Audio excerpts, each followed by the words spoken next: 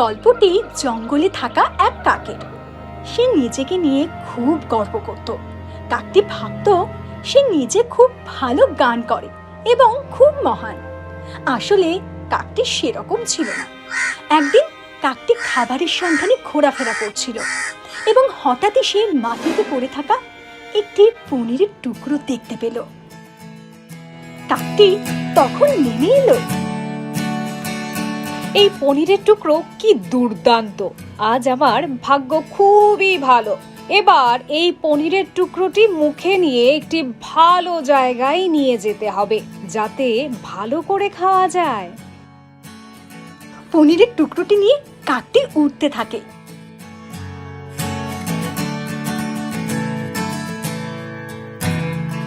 তারপর সে এক গাছের ডালে গিয়ে বসে। ঠিক তখনই একটি শিয়াল পাশ থেকে যাচ্ছিল। সেও খুব ক্ষুধার্ত ছিল, খাদ্যের সন্ধানে ঘোরাফেরা করছিল। তখন শিয়ালের চোখ কাকের দিকে পড়ল। শিয়ালটি যখন কাকের কাছে পনিরের টুকরোটি দেখেছিল, তখন তার পেটেও ইঁদুরের দৌড় চলছিল।